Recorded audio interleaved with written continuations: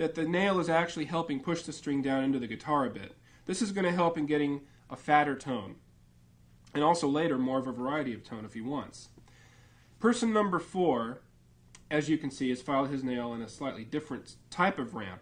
It goes slightly downward. This is good if you're the type that plays straight on to the guitar, not at a particular angle.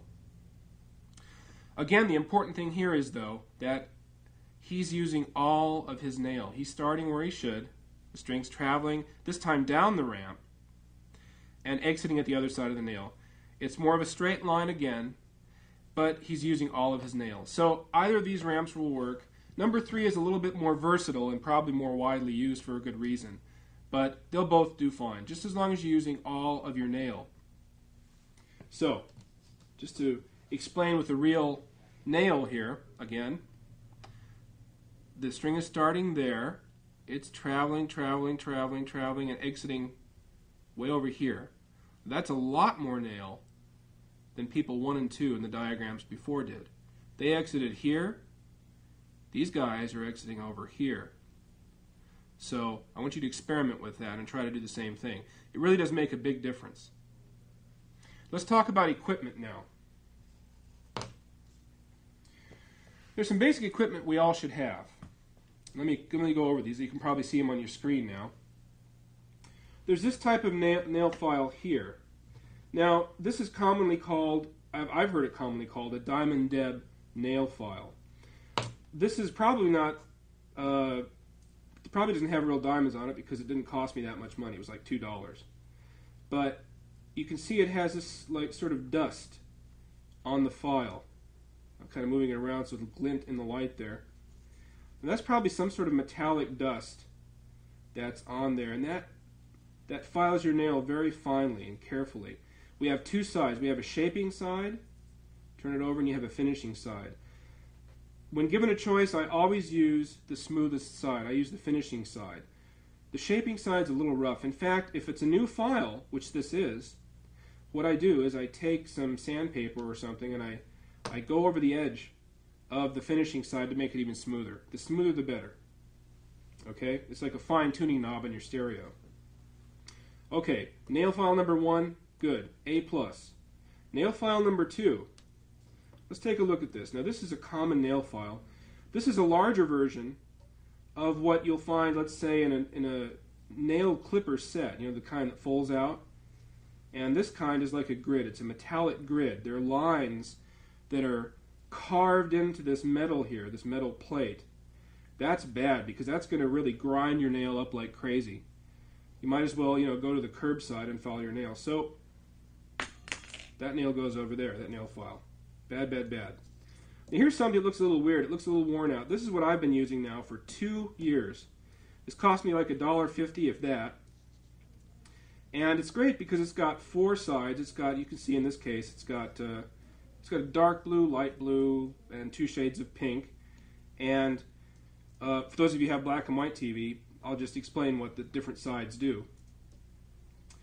You have quite a rough side here, less rough, even less rough, and less rough. So you basically the grades get finer as you go.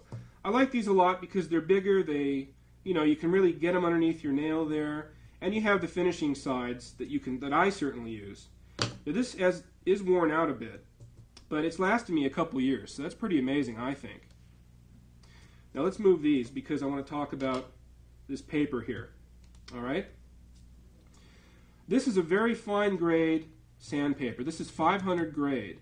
And in fact, this light blue or light gray shade of paper is even special, a more special type of paper. It's like I think wet and dry they call it, finishing paper.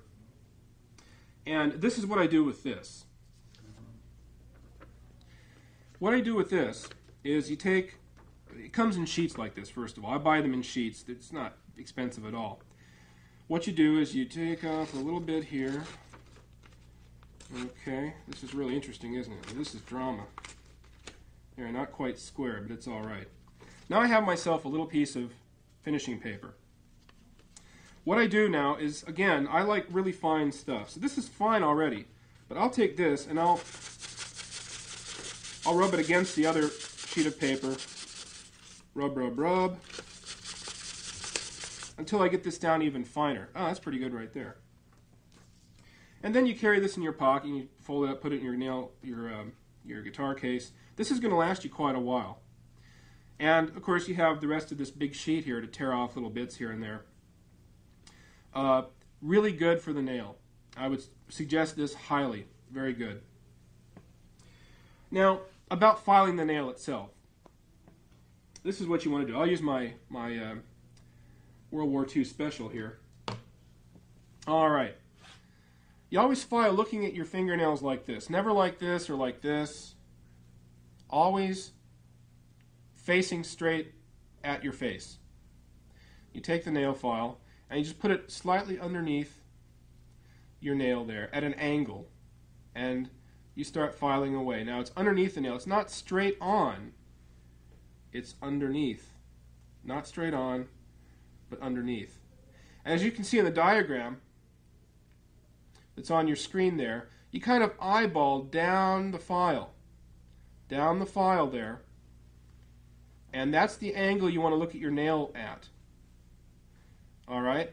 Now what you're seeing there, when you eyeball it down the file like that, is you're seeing the edge of your nail. That's an opposite view of what the string is seeing. So that's a good angle to look at. And you're looking for a straight line. About this straight line, here we go.